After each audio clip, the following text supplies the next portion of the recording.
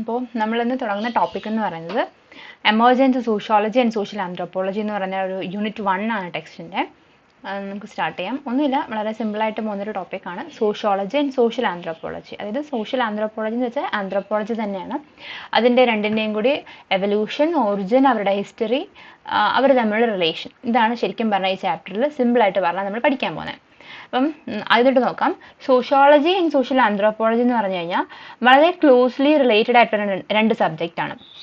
ഇത് രണ്ടും നമുക്ക് കംപ്ലീറ്റ് ഡിവോഴ്സിങ് നടക്കാത്ത വളരെ ക്ലോസ് റിലേഷനുള്ള സബ്ജക്റ്റാണ്. സോഷ്യോളജിയുടെ ഏറ്റവും ക്ലോസസ്റ്റ് ഡിസിപ്ലിൻ, ഏറ്റവും അടുത്ത് നിൽക്കുന്ന ഒരു സബ്ജക്റ്റാണ് സോഷ്യൽ ആന്ത്രോപോളജി അഥവാ ആന്ത്രോപോളജി എന്ന് പറയുന്നത്. നമുക്ക് ഡിഫറൻഷിയേറ്റ് ചെയ്യാൻ പറ്റും. രണ്ടിനെയും രണ്ടായിട്ട് എടുത്ത് പറയാൻ പറ്റില്ല. എന്നാൽ രണ്ടുപേർക്കും അവരവരുടേതായ എക്സിസ്റ്റൻസ് ഉണ്ട്. രണ്ടുപേർക്കും അവരുടെ സബ്ജക്ട് മാറ്റേഴ്സ് ഡിഫറെൻ്റ് ആണ്. പിന്നെ പറയുന്നത് വെച്ചാൽ ഇതൊരു സോഷ്യോളജി ആയാലും സോഷ്യൽ ആന്ത്രോപോളജി ആയാലും രണ്ടും വളരെ യങ് ഡിസിപ്ലിൻ ആണ്. നമ്മൾ പറയുന്ന പോലെ നമ്മളിപ്പോൾ നാച്ചുറൽ സയൻസ് ഒക്കെ എടുക്കുകയാണെങ്കിൽ അല്ലെങ്കിൽ മാത്സ് ഒക്കെ എടുക്കുകയാണെങ്കിൽ നമുക്ക് ഒരുപാട് കാലത്തെ ഹിസ്റ്ററി, അതിൻ്റെ എവല്യൂഷനൊക്കെ ഒരുപാട് കാലം പിന്നിലേക്ക് പറയാൻ പറ്റും. പക്ഷേ ഇവ രണ്ടും സോഷ്യോളജി ആയാലും ആന്ത്രോപോളജി ആയാലും അത്രയും കാലത്തെ പഴക്കമില്ല. 19th സെഞ്ച്വറിയിലുണ്ടായ സൊസൈറ്റിയിലുണ്ടായ കുറച്ച് മാറ്റങ്ങളുടെ ഫലമായിട്ടുണ്ടായ രണ്ട് സബ്ജക്റ്റുകളാണ് സോഷ്യോളജിയും സോഷ്യൽ ആന്ത്രോപോളജിയും. അപ്പം യങ് ഡിസിപ്ലിനുകളാണ് റീസെൻ്റ് ആയിട്ട്, അതായത് റീസെൻ്റ് എന്ന് പറഞ്ഞാൽ നിങ്ങൾ ഉദ്ദേശിക്കുന്ന കഴിഞ്ഞ വർഷമൊന്നുമല്ല, 19th സെഞ്ച്വറിയിലാണ് ഇവർ രണ്ടുപേരും എന്ത് ചെയ്യുന്നത്, എമേർജ് ചെയ്യുന്നത്, അല്ലെങ്കിൽ അവർ രണ്ടുപേരും ഒറിജിൻ ഉണ്ടാവുന്നത്. നമുക്ക് രണ്ടായിട്ട് പഠിക്കാം. ഫസ്റ്റ് എമർജൻസി സോഷ്യോളജി പഠിക്കാം. ഞാനൊരു ബേസിക് ഐഡിയ ആദ്യം പറയാം. നിങ്ങൾക്ക് പിന്നീട് ഞാൻ ഈ ഒരു ഓർഡറിൽ പറഞ്ഞു പോകുമ്പോൾ നിങ്ങൾക്ക് ചിലടത്ത് കൺഫ്യൂഷൻ ഉണ്ടാവും. അത് ഒഴിവാക്കാനായിട്ട് ഞാനൊരു ബേസിക് ഐഡിയ ആദ്യം പറയാം, എന്നിട്ട് നമുക്ക് എന്താണ് അല്ലാതെ എക്സ്പ്ലെയിൻ ചെയ്ത് പഠിക്കാം. ഫസ്റ്റ് സോഷ്യോളജി ആയാലും സോഷ്യൽ ആന്ത്രോപോളജി ആയാലും നമ്മൾ മെയിനായിട്ട് അതിൻ്റെ ഒരു എക്സിസ്റ്റൻസ് അല്ലെങ്കിൽ ഒരു എമർജൻസ് എന്ന് തുടക്കം പറയുന്നത് വെസ്റ്റേൺ യൂറോപ്പ്, ഫ്രാൻസ്, ജർമ്മനി അല്ലെങ്കിൽ ഇംഗ്ലണ്ട് പോലുള്ള രാജ്യങ്ങളിൽ വെസ്റ്റേൺ യൂറോപ്പിൽ ആണ് എന്ത് ചെയ്യുന്നത്, ഇത്തരം സബ്ജക്റ്റുകളുടെ ഒരു എമർജൻസ് നമ്മൾ പറയുന്നത്, അല്ലെങ്കിൽ അതിൻ്റെ ഒരു ഉത്ഭവം എന്ന് പറയുന്നത് ഈ ഒരു സൊസൈറ്റികളിലാണ്. പണ്ട് കാലത്ത് എന്തൊക്കെ മാറ്റങ്ങൾ ഉണ്ടാവുന്നു, ഒരു ഫ്യൂഡലിസം എക്സിസ്റ്റ് ചെയ്ത ഫ്രാൻസിലായാലും അല്ലെങ്കിൽ ട്രേഡ് തുടങ്ങുന്ന ഇംഗ്ലണ്ടിലായാലും അവരുടെ സൊസൈറ്റിയിലുണ്ടായ കുറച്ച് മാറ്റങ്ങൾ എന്തൊക്കെയാണെന്ന് വെച്ചാൽ ചിലപ്പം ഇൻഡസ്ട്രിയൽ അഡ്വാൻസ്മെന്റ് ആവാം, സയന്റിഫിക് അഡ്വാൻസ്മെന്റ് ആവാം, അല്ലെങ്കിൽ അവരുടെ പൊളിറ്റിക്കൽ സിസ്റ്റത്തിലുണ്ടായ മാറ്റമാവാം. ഇതിൻ്റെയൊക്കെ കാരണമായിട്ട് കുറെ ചിന്തകർക്ക് പുതിയ പുതിയ ഐഡിയോളജി വരുന്നു. ആ ഐഡിയോളജിയുടെ ഫലമായിട്ടൊരു പുതിയ സബ്ജക്റ്റ് ജനിക്കുന്നു. അതാണ് സോഷ്യോളജി. ആ കാരണങ്ങൾ, സൊസൈറ്റിയിലുണ്ടായ കാരണങ്ങൾ എന്തൊക്കെയാണെന്ന് ചോദിച്ചു കഴിഞ്ഞാൽ ചിലപ്പോൾ നമുക്ക് ഇൻഡസ്ട്രിയൽ റെവല്യൂഷനോ ഫ്രഞ്ച് റെവല്യൂഷനോ അല്ലെങ്കിൽ എൻലൈറ്റൻമെന്റോ ഏജ് ഓഫ് റീസണിങ്ങോ ഒക്കെ പറയാൻ പറ്റും. അത് ഓരോന്നായിട്ട് പറഞ്ഞു വരാം. First സോഷ്യോളജിയുടെ emergence. സോഷ്യോളജി എന്ന് പറയുന്ന സബ്ജക്റ്റിന്റെ ഉത്ഭവത്തിന് കാരണങ്ങളെ നമുക്ക് അതിന് സോഷ്യോ എക്കണോമിക് കാരണങ്ങൾ, പൊളിറ്റിക്കൽ കാരണങ്ങൾ, സയന്റിഫിക് കാരണങ്ങൾ എന്നിങ്ങനെ ക്ലാസിഫൈ ചെയ്ത് പറയാൻ പറ്റും. ഓരോന്നിനും അതിൻ്റെതായ എക്സിസ്റ്റൻസ് ഉണ്ട്. ഫസ്റ്റ് 18th and 19th സെഞ്ച്വറികളിൽ ഇത്തരം വെസ്റ്റേൺ യൂറോപ്യൻ സൊസൈറ്റികളിൽ ചില റാപ്പിഡായ ചേഞ്ചുകൾ ഉണ്ടാവാം. ഇപ്പോൾ ഫ്രാൻസിന്റെ കേസിൽ എടുക്കുവാണെങ്കിൽ ഫ്യൂഡലിസം മാറുന്നു, ഫ്രഞ്ച് റെവല്യൂഷൻ വരുന്നു, അവരുടെ പൊളിറ്റിക്കൽ സിസ്റ്റം മാറുന്നു. യൂറോപ്പിലാണെന്നുണ്ടെങ്കിൽ ട്രേഡ് ആരംഭിക്കുന്നു, അപ്പോൾ അവരുടെ ഒരു ലൈഫ് സ്റ്റൈൽ ചേഞ്ച് ചെയ്യുന്നു, കൂടുതൽ പ്രൊഡക്ഷൻ ഉണ്ടാവുന്നു, പോപ്പുലേഷൻ എക്സ്പ്ലോഷൻ ഉണ്ടാവുന്നു, എക്സ്പ്ലോറേഷൻസ് സ്റ്റാർട്ട് ചെയ്യുന്നു. ഇതിനൊക്കെയാണ് കാരണം. അപ്പം ഇങ്ങനെയുള്ള കുറച്ച് കാരണങ്ങൾ മൂലം 18th and 19th സെഞ്ച്വറികളിൽ വെസ്റ്റേൺ യൂറോപ്യൻ കൺട്രീസിലുണ്ടായ കാരണങ്ങളായിട്ടാണ് സോഷ്യോളജി എന്ത് ചെയ്യുന്നത്, ഒറിജിൻ ഉണ്ടാകുന്നത്. അവിടെയുള്ള ആളുകൾക്ക് അവരുടെ പുതിയ പുതിയ മെത്തേഡ്, സയന്റിഫിക് മെത്തേഡുകൾ അല്ലെങ്കിൽ സയന്റിഫിക് ഇൻവെൻഷനുകൾ സംഭവിക്കുന്നു. നാച്ചുറൽ സയൻസിൽ അവർ ഉപയോഗിച്ചുകൊണ്ടിരുന്ന മെത്തേഡുകൾ മാറുന്നു. ഒരു ഡിവൈൻ തിയറി, ബിബ്ലിക്കൽ തിയറി, ദൈവം ആഡം ആൻഡ് ഈവ് അല്ലെങ്കിൽ ആദം ഹൗവ എന്ന് പറയുന്ന രണ്ടുപേരെ സൃഷ്ടിച്ചു, അവരാണ് മനുഷ്യർ അല്ലെങ്കിൽ അവരുടെ നിന്നാണ് മനുഷ്യകുലം ഉണ്ടായത്, ഈ ഒരു ഐഡിയ, അല്ലെങ്കിൽ എർത്ത് ഫ്ലാറ്റ് ആണ് എന്നുള്ള ഐഡിയ, ഇങ്ങനെയൊക്കെയുള്ള ബൈബിളിൽ പറഞ്ഞ കുറച്ച് കാരണങ്ങൾ മാറി തുടങ്ങും.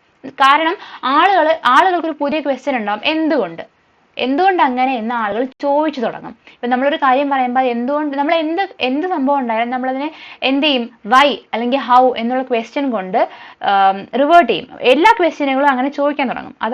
അതിനെയാണ് നമ്മൾ ഏജ് ഓഫ് റീസണിങ് എന്ന് പറയുന്നത്. കാരണം തിരക്കുന്നു. ആ ഏജ് ഓഫ് റീസണിങ് സ്റ്റാർട്ട് ചെയ്യുന്നത് മൂലമാണ് എന്ത് ചെയ്യുന്നത്, സൊസൈറ്റികൾ മാറാൻ തുടങ്ങുന്നത്. ഇവിടെ ഈ ഒരു സയന്റിഫിക്കായ ചേഞ്ച്, സൊസൈറ്റിയിലുണ്ടായ സയന്റിഫിക്കായ ചേഞ്ചസ്, സയന്റിഫിക് മെത്തേഡുകൾ, സയന്റിഫിക് ഇൻവെൻഷനുകൾ, ആ മെത്തേഡുകൾ എന്തുകൊണ്ട് നമുക്ക് ഹ്യൂമൻ ഹ്യൂമൻ വേൾഡ് അല്ലെങ്കിൽ ഹ്യൂമൻ ബീങ്സിന്റെ ഇടയ്ക്ക് അല്ലെങ്കിൽ സൊസൈറ്റിയിൽ നമുക്ക് എന്തുകൊണ്ട് ഉപയോഗിച്ചുകൂടാ എന്നൊരു ക്വസ്റ്റ്യൻ ചില ഫിലോസഫിക്കൽ തിങ്കേഴ്സ് ചോദിച്ചു തുടങ്ങും. അതിൽ പ്രൊമിനന്റ് ആയ രണ്ട് ആളുകളാണ് കോംറ്റെ ആൻഡ് ദർഖെയിം.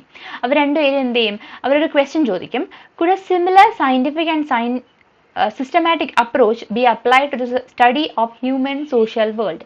അതായത് മനുഷ്യന്മാരുടെ ഇടയ്ക്ക് അല്ലെങ്കിൽ മനുഷ്യകുലത്തിന്റെ ഇടയ്ക്ക് നമുക്ക് ഇതേ സയന്റിഫിക് മാറ്റങ്ങൾ അപ്ലൈ ചെയ്തുകൂടെ എന്നുള്ള ക്വസ്റ്റ്യനിൽ നിന്നാണ് എന്ത് ചെയ്യുന്നത്, sociology as A discipline emerge ചെയ്യുന്നത്.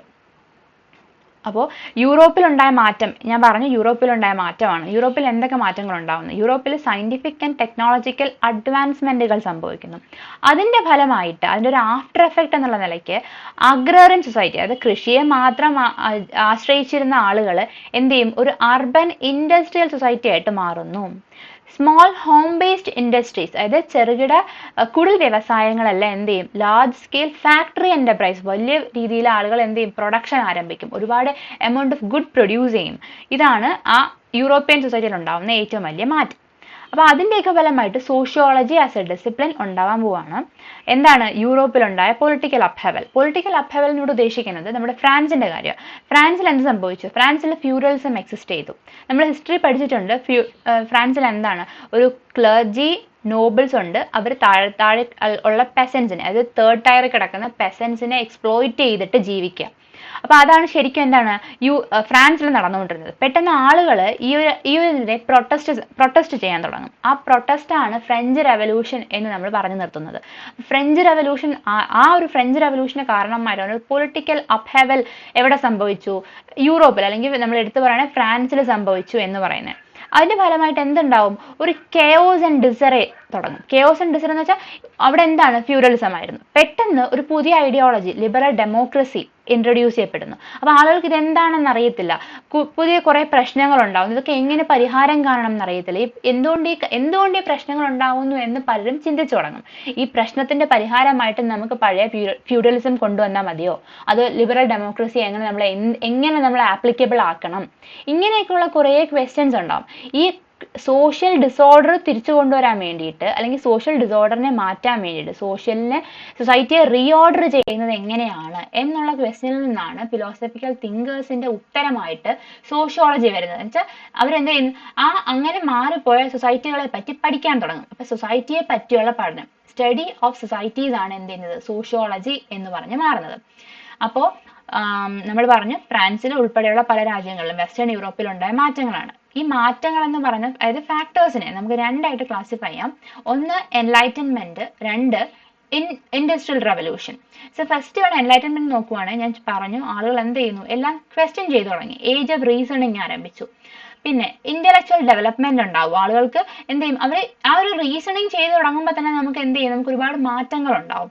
അതുപോലെ ഫിലോസഫിക്കൽ തോട്ട്, നമ്മുടെ ചിന്താഗതികളെല്ലാം മാറാൻ തുടങ്ങി, പുതിയ ബിലീഫ്സ് ആൻഡ് ഐഡിയാസ് എമേർജ് ചെയ്യുന്നു. ഇപ്പം നേരത്തെ പറഞ്ഞല്ലോ, ആഡം ആൻഡ് ഈവ് എന്ന് പറഞ്ഞ സംഭവം അല്ല, നമുക്ക് വേറൊരു എവല്യൂഷൻ തിയറി പറയാനുണ്ടായിരുന്നു. അതുപോലെ എന്താണ്, എർത്ത് ഫ്ലാറ്റ് അല്ല എന്നൊക്കെയുള്ള ഒരുപാട് ഐഡിയോളജി, പുതിയ ഐഡിയാസ്, ബിലീഫ്സ് എല്ലാം എമേർജ് ചെയ്യപ്പെടുന്നു. മൊണ്ടെസ്ക്യൂ, റൂസോ, അങ്ങനത്തെ പോലത്തെ ഒരുപാട് ഫിലോസഫിക്കൽ തിങ്കേഴ്സ് പുതിയതായിട്ട് വരുന്നു.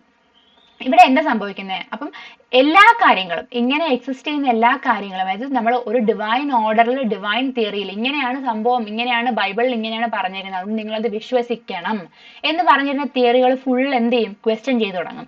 ആ ക്വസ്റ്റ്യൻ ചെയ്യുന്ന നേതൃത്വം കൊടുക്കുന്ന കുറെ ഫിലോസഫിക്കൽ തിങ്കേഴ്സ് ആണ് മൊണ്ടെസ്ക്യൂ, റൂസോ, കോംറ്റെ, ഡർഖെയിം ഇങ്ങനെയുള്ള പോലുള്ള ആളുകൾ. അപ്പോൾ റാഷണലായി, ക്രിട്ടിക്കലായിട്ട് ആളുകൾ ചിന്തിക്കും. പക്ഷെ എല്ലാത്തിനെയും ക്രിട്ടിസൈസ് ചെയ്യും, എല്ലാത്തിനെയും ക്രിട്ടിക്കലായിട്ട് ആളുകൾ ചിന്തിച്ചു തുടങ്ങി. ആ ഒരു ഡിവൈൻ തിയറി മാറി തുടങ്ങി. അതാണ് അവിടെ ഉണ്ടായ ഏറ്റവും പുതിയ മാറ്റം, ആ സൊസൈറ്റിയിൽ ഉണ്ടാകുന്ന പുതിയ മാറ്റം. അതിന് ചുക്കാൻ പിടിക്കുന്ന മറ്റൊരു കാരണമാണ് സയന്റിഫിക് റെവല്യൂഷൻസ്. സയന്റിഫിക് റെവല്യൂഷൻ എന്ന് പറഞ്ഞാൽ ആ ഒരു സമയത്ത്, അല്ലെങ്കിൽ ഇൻഡസ്ട്രിയൽ റെവല്യൂഷന് മുമ്പ് ആ വെസ്റ്റേൺ യൂറോപ്യൻ കൺട്രീസിൽ ഒരു റെവല്യൂഷൻ, ഒരു വിപ്ലവം സംഭവിക്കും. വിപ്ലവം ഉദ്ദേശിക്കുന്നത് നമ്മൾ സമരം ചെയ്തു എന്നുള്ള നിലയ്ക്കല്ല. പല ആളുകളും പുതിയ സാധനങ്ങൾ കണ്ടുപിടിക്കുന്നു, കുറെ മെഷീൻസ് ഇൻവെന്റ് ചെയ്യുന്നു. അങ്ങനെ ഒരുപാട് എന്ത് ചെയ്യും, നമ്മുടെ ജീവിതം കുറച്ചും കൂടി എളുപ്പമാക്കുന്ന രീതിയിലേക്ക് മാറും. പണ്ട് നമ്മൾ മാനുവലായിട്ട് ചെയ്തുകൊണ്ടിരുന്ന പല വർക്കുകളും ഇന്ന് മെഷീൻ ചെയ്യുമ്പോൾ നമ്മുടെ ജീവിതം എന്താ കുറച്ചുകൂടെ കംഫർട്ട് ആൻഡ് കോസി ആയിട്ട് മാറുന്നില്ലേ? അത് തന്നെയാണ് അവിടുത്തെ ആളുകൾക്കും സംഭവിക്കുന്നത്. ആ കാലഘട്ടത്തിൽ വളരെ കഷ്ടപ്പെട്ട് ഫാക്ടറി വർക്കേഴ്സ് എന്താണ് പെസൻസ് ഒക്കെ ആയിട്ട് ജീവിച്ചുകൊണ്ടിരുന്ന ആളുകൾ കുറച്ചും കൂടെ എളുപ്പത്തിൽ ഫാക്ടറിയിലും മെഷീൻസ് ഒക്കെ സ്റ്റാർട്ട് ചെയ്ത് ഫാക്ടറി വർക്കേഴ്സ് ആയിട്ട് വരാൻ തുടങ്ങുന്നു. ഓക്കെ, ഇത് രണ്ടുമാണ് ഫാക്ടേഴ്സ് എന്ന് പറയുന്നത്. ഈ ഫാക്ടേഴ്സ് മൂലം ആളുകൾക്ക് ഒരു പുതിയൊരു ആറ്റിറ്റ്യൂഡ് ഡെവലപ്പ് ചെയ്യും. നേച്ചറിനോടും മാനിനോടും പുതിയൊരു ആറ്റിറ്റ്യൂഡ് ഡെവലപ്പ് ചെയ്യുന്നു. നമ്മൾ എല്ലാ സംഭവങ്ങളെയും, അതായത് നേച്ചുറൽ ഒബ്ജക്ട്സിനെ ഫുള്ള് നമുക്ക് മുന്നിലേക്ക് തരുന്ന ഏതൊരു സാധനത്തിനെയും നമ്മൾ എന്ത് ചെയ്യും, കൂടുതൽ ഒബ്സർവ് ചെയ്യുന്നു. ഒരു ക്ലോസ് ഒബ്സർവേഷനിലേക്ക് ആളുകൾ വരുന്നു. അവരുടെ മെറ്റീരിയൽ ലൈഫ് ചേഞ്ച് ചെയ്യുന്നു. നേച്ചറിനോടും സൊസൈറ്റിയോടും അവർ എങ്ങനെയാണ് അവരുടെ ഒരു ബിഹേവിയറൽ പാറ്റേൺ ഫുള്ള് ചേഞ്ച് ചെയ്യുന്നു. എന്നുവെച്ചാൽ നമുക്ക് പുതിയൊരു മാറ്റം ഉണ്ടാകുമ്പോൾ നമ്മൾ എന്ത് ചെയ്യും, നമ്മളൊന്ന് അടിമുടി മാറത്തില്ലേ? അതാണ് ശരിക്കും സംഭവിക്കുന്നത്. ആളുകൾക്ക് പുതിയ പുതിയ സൗകര്യങ്ങളൊക്കെ കിട്ടിയപ്പോഴത്തേക്കും അവർ എല്ലാത്തിനോടും എന്ത് ചെയ്യുന്നു, ഒരു പുതിയ മാറ്റം, ഒരു ബിഹേവിയറൽ പാറ്റേൺ ആവട്ടെ, അവരുടെ ജീവിത രീതി ആവട്ടെ, അവരുടെ വർക്കിംഗ് മെത്തേഡ് ആവട്ടെ, എല്ലാം എന്ത് ചെയ്തു, ചേഞ്ച് ചെയ്തു തുടങ്ങി. ഓൾഡ് ഐഡിയാസ് എല്ലാം മാറും. എന്നാൽ ബിബ്ലിക്കൽ ഐഡിയാസിന് എല്ലാം മാറും. ഇതിന്റെയൊക്കെ ഒരു ഫലം, മേജർ എഫക്റ്റുകൾ എന്തൊക്കെയാന്ന് വെച്ച് കഴിഞ്ഞാൽ, അല്ലെങ്കിൽ ഇങ്ങനൊരു പുതിയ പുതിയ മാറ്റങ്ങളിലേക്ക് നയിക്കുന്ന കാരണങ്ങൾ എന്തൊക്കെയാന്ന് വെച്ചാൽ, കോപ്പർനിഷ്യൻ റെവല്യൂഷൻ, കോപ്പർനിക്കസിന്റെ തിയറി. അതായത് നമ്മൾ അത്രയും കാലം നമ്മൾ ബൈബിളിൽ പറഞ്ഞതുപോലെ എന്താ വിശ്വസിക്കുന്നത്, എർത്ത് എന്താണ് സെൻട്രലിൽ നിൽക്കുന്നു, അതിന് ചുറ്റും മറ്റ് പ്ലാനറ്റ്സ്, സൺ ഉൾപ്പെടെയുള്ള മറ്റ് പ്ലാനറ്റ്സ് റിവോൾവ് ചെയ്യുന്നു. ഇതാണല്ലോ നമ്മുടെ ബൈബിളിൽ പറയുന്നത്. അതിനെ ജിയോ സെൻട്രിക് തിയറി എന്നാ പറഞ്ഞത്. ജിയോ മീൻസ് എർത്ത്, സെൻട്രിക് നടുക്ക്, ജിയോ സെൻട്രിക് തിയറി. ഇതായിരുന്നു നമ്മുടെ തിയറി. പെട്ടെന്ന് കോപ്പർനിക്കസിനെ പോലുള്ള പല ആളുകളും പഠനം നടത്തിയതിന്റെ ഫലമായിട്ട് എന്ത് ചെയ്യും, ഹീലിയോസെൻട്രിക് തിയറിയാണ് ശരിക്കും സത്യം എന്ന് പറഞ്ഞ് കണ്ടുപിടിക്കും. അതായത് കോപ്പർനിക്കസ് പറഞ്ഞ പോലെ ജിയോസെൻട്രിക് തിയറി അല്ല, എർത്ത് അല്ല നടുക്ക്, പിന്നെ എന്താണ്, സണ്ണാണ് നടുക്ക്, സണ്ണിന് ചുറ്റുമാണ് എർത്ത് ഉൾപ്പെടെയുള്ള പല പ്ലാനറ്റ്സ് എന്ത് ചെയ്യുന്നത്, റിവോൾവ് ചെയ്യുന്നത് എന്നുള്ള ഐഡിയോളജി ഡെവലപ്പ് ചെയ്യും. അതാണ് ഹീലിയോസെൻട്രിക് തിയറി എന്ന് പറയുന്നത്. അതുപോലെ ഇതിനൊക്കെ അപ്പോഴൊക്കെ ഭയങ്കര നമ്മുടെ എന്താ ചർച്ചിന്റെ ആളുകളൊക്കെ ഭയങ്കരമായിട്ട് എതിർക്കും. ഇവരെയൊക്കെ കോപ്പർനിക്കസിനൊക്കെ ഗലീലിയോ എന്താണ് ടെലസ്കോപ്പ് കണ്ടുപിടിക്കും. ആ പുള്ളിയുടെയൊക്കെ ആ ടെലസ്കോപ്പിനൊക്കെ വരുന്നതുകൊണ്ടാണ് നമ്മൾ ഫുള്ളായിട്ട് ഒബ്സർവ് ചെയ്യുന്നത്. അപ്പോഴാണ് ഹീലിയോസെൻട്രിക് തിയറിയാണ് ശരിക്കുള്ളതെന്ന് മനസ്സിലാവുന്നത്. കോപ്പർനിക്കസിനൊക്കെ ഒരുപാട് അറ്റാക്ക് ചെയ്യും നമ്മുടെ ചർച്ചും. അവരുടെ ഐഡിയോളജീസ് ഒന്നും പബ്ലിഷ് ചെയ്യാൻ സമ്മതിക്കത്തില്ല. അവർ പബ്ലിഷ് ചെയ്യുന്ന ബുക്കുകളൊക്കെ കൂട്ടിയിട്ട് കത്തിക്കുക, അവരുടെ ഐഡിയോളജി ഫോളോ ചെയ്യുന്നവരെ കൊല്ലുക, ഇങ്ങനെയൊക്കെയുള്ള ഒരുപാട് സംഭവങ്ങൾ ആ സമയത്ത് ബൈബിളിൽ നടക്കും. എന്ന് പറഞ്ഞാൽ ദൈവമാണ് ശരിക്കും ഡൊമിനന്റ് എന്നൊരു ഐഡിയോളജി സ്ഥാപിക്കാനാണ് ചർച്ച ശ്രമിക്കുന്നത്. അതിനെതിരെയാണ് പല സയന്റിഫിക് കണ്ടുപിടുത്തങ്ങളും വരുന്നത്. അപ്പം അതുപോലെ കെപ്ലറിന്റെ തിയറികൾ, ന്യൂട്ടന്റെ തിയറികൾ, ഇതുപോലെയൊക്കെ എന്ത് ചെയ്യും, പുതിയ പുതിയ സയന്റിഫിക് ഐഡിയോളജീസ് ഡെവലപ്പ് ചെയ്യുന്നു. ഈ ഒരു ഐഡിയോളജി, അപ്പൊ നമുക്ക് ഇമ്പോർട്ടന്റ് ഈ സയന്റിഫിക് ഐഡിയോളജി അല്ല, ഈ സയന്റിഫിക് ഐഡിയോളജി അല്ലെങ്കിൽ സയന്റിഫിക് ആയി കൊണ്ടുവന്ന പുതിയ മാറ്റങ്ങളെ അതേപോലെ എടുത്ത് നമുക്ക് എങ്ങനെ സോഷ്യൽ സയൻസിൽ ഉൾപ്പെടുത്താം, അല്ലെങ്കിൽ സോഷ്യൽ സയൻസിൽ അപ്ലൈ ചെയ്യാം, അങ്ങനെ ഒരു ആഗ്രഹം നമ്മുടെ പല സോഷ്യോളജിസ്റ്റിനും ഉണ്ടാവും. അതിന്റെ ഫലമായിട്ടാണ് എന്ത് ചെയ്യുന്നത്, സൊസൈറ്റിയുടെ ഒരു സയന്റിഫിക് മെത്തേഡ് ഡെവലപ്പ് ചെയ്യുന്നത്. അതിനെയാണ് സോഷ്യോളജി എന്ന് പറഞ്ഞു വരുന്നത്. അപ്പൊ അതുവരെ പറഞ്ഞുകൊണ്ടിരുന്ന ആ ബിബ്ലിക്കൽ ഐഡിയ, ആഡം ആൻഡ് ഈവിനെ ദൈവം സൃഷ്ടിച്ചു, അവിടെ നിന്ന് മനുഷ്യന്മാരുണ്ടായി, ഇതാണ് ശരിക്കും ബൈബിളിൽ പറഞ്ഞത്. അപ്പം ഇതല്ല ഡാർവിൻ ഒരു പുതിയ എവല്യൂഷണറി തിയറി ഇൻട്രൊഡ്യൂസ് ചെയ്യുന്നത്. എന്താണ്, ഇങ്ങനെയല്ല നമ്മൾ പ്രൈമേറ്റ്സുമായിട്ട്, അല്ലെങ്കിൽ നമ്മളെല്ലാവരും പറയുന്നത് നമ്മൾ കുരങ്ങന്മാരിൽ നിന്ന് ഉണ്ടായവരാന്ന് പറയത്തില്ല. ശരിക്കും നമ്മൾ കുരങ്ങന്മാരിൽ നിന്ന് ഉണ്ടായവരല്ല, കുരങ്ങന്മാരുടെ ബ്രദേഴ്സ് ആൻഡ് സിസ്റ്റേഴ്സ് ആണ് നമ്മൾ. എന്ന് പറഞ്ഞാൽ പ്രൈമേറ്റ്സ് എന്ന് പറയുന്ന ഒരു ഗ്രൂപ്പിനോട്, ഒരു സ്പീഷീസ് ഗ്രൂപ്പിനോട് വളരെ അടുത്ത് നിൽക്കുന്ന മറ്റൊരു സ്പീഷീസ് ആണ് ഹ്യൂമൻ ബീങ്സ് എന്ന് പറയുന്നത്. നമ്മളെല്ലാം അവരുടെ എന്താണ്, അടുത്ത ബന്ധുക്കളാണ്. അങ്ങനെയാണ് ശരിക്കും അതൊരു ഡാർവിന്റെ എവല്യൂഷണറി തിയറി അങ്ങനെ കൊണ്ടുവരുന്നു. ഇതേ ഐഡിയോളജിയിൽ, ഡാർവിന്റെ എവല്യൂഷണറി തിയറിയുടെ അതേ ഐഡിയോളജിയിൽ കോംറ്റെ സൊസൈറ്റിക്ക് എന്ത് ചെയ്യുന്നു, ഒരു പുതിയ എവല്യൂഷണറി തിയറി കൊണ്ടുവരും. സൊസൈറ്റി ഒരു ഫ്യൂഡൽ സൊസൈറ്റി, അവിടുന്ന് ഒരു ഡെമോക്രാറ്റിക് സൊസൈറ്റി, അങ്ങനെ സൊസൈറ്റി അടുത്ത ഒരു എവല്യൂഷൻ, അങ്ങനെ എന്ത് ചെയ്യും, കണ്ടിന്യൂവസ് ആയ ഒരു എവല്യൂഷൻ ഹ്യൂമൻസിന് ഉണ്ടായതുപോലെ എവിടെയും ഉണ്ടാകുന്നു, സൊസൈറ്റികളുടെ മാറ്റങ്ങളിലും ഉണ്ടാകുന്നു. ഒരു കോൺസ്റ്റന്റ് ഇവോൾവിംഗ് ആയിട്ടുള്ള ഒരു ഒബ്ജക്റ്റ് ആണ് സൊസൈറ്റി എന്ന് കോംറ്റെ സ്ഥാപിക്കുന്നു. ഇവിടെയാണ് എന്ത് ചെയ്യുന്നത്, social science as A discipline നമ്മൾ സ്റ്റഡി ചെയ്യാൻ തുടങ്ങുന്നത്. നേരത്തെ പറഞ്ഞ സോഷ്യൽ ആൻഡ് എക്കണോമിക് ചേഞ്ചസിന് കാരണം എന്തൊക്കെയാണ് നേരത്തെ പറഞ്ഞില്ലേ, ഫ്രഞ്ച് റെവല്യൂഷൻ ആണ് ഒന്നാമത്തെ കാരണം. ഫസ്റ്റ് ആണ് ഫ്രഞ്ച് റെവല്യൂഷൻ. അപ്പോൾ സംഭവിക്കുന്നത് ഫ്രഞ്ച് റെവല്യൂഷൻ എന്നാണ് 1789 ഫ്രഞ്ച് റെവല്യൂഷൻ നടക്കുന്നത്. അത് എന്തായിരുന്നു ഫ്രഞ്ച് റെവല്യൂഷൻ? ഫ്യൂഡലിസം മാറ്റിയിട്ട് ലിബറൽ ഡെമോക്രസി ഇൻട്രൊഡ്യൂസ് ചെയ്യാനുള്ള സിസ്റ്റം ആയിരുന്നു ഫ്രഞ്ച് റെവല്യൂഷൻ എന്ന് പറയുന്നത്. അവിടുത്തെ ആളുകൾ എന്ത് ചെയ്തു? ഫ്രഞ്ച് റെവല്യൂഷന്റെ ഫലമായിട്ട് അവർ കൊണ്ടുവന്നതാണ് ലിബർട്ടി, ഇക്വാളിറ്റി ആൻഡ് ഫ്രറ്റേണിറ്റി. ഈ ലിബർട്ടി, ഇക്വാലിറ്റി ആൻഡ് ഫ്രറ്റേണിറ്റി നമ്മുടെ ഇന്ത്യൻ കോൺസ്റ്റിറ്റ്യൂഷനിൽ പോലും ഉൾപ്പെടുത്തിയിട്ടുണ്ട്. നമ്മുടെ പ്രിയാമ്പിളിൽ, അതായത് കോൺസ്റ്റിറ്റ്യൂഷന്റെ ഭരണഘടനയുടെ ആമുഖത്തിൽ നമ്മൾ ഉൾപ്പെടുത്തിയിട്ടുണ്ട് ലിബർട്ടി, ഇക്വാലിറ്റി ആൻഡ് ഫ്രറ്റേണിറ്റി. ഇതൊരു ശരിക്കും ഫ്രഞ്ച് ഐഡിയോളജിയാണ്, അവിടെ നിന്ന് നമ്മൾ കടമെടുത്തതാണത്. അപ്പോൾ ഏജ് ഓഫ് ഫ്യൂഡലിസം എൻഡ് ചെയ്യുന്നു. ഇത് മൂലം ഓൾ ഓവർ യൂറോപ്പ്, ജസ്റ്റ് ഫ്രാൻസിൽ മാത്രമല്ല ഓൾ ഓവർ യൂറോപ്പ് ഈ ഒരു ചേഞ്ച് എന്ത് ചെയ്യും? എല്ലായിടത്തും പ്രതിഫലിക്കും. 18th സെഞ്ചുറിയിലേക്ക് കടക്കുമ്പോഴത്തേക്കും age of reasoning, criticalism, rationalism എല്ലാം സ്റ്റാർട്ട് ചെയ്യുന്നു. പുതിയ പുതിയ ഫിലോസഫിക്കൽ ഐഡിയകൾ ഡെവലപ്പ് ചെയ്യുന്നു. എന്തായിരുന്നു അത്?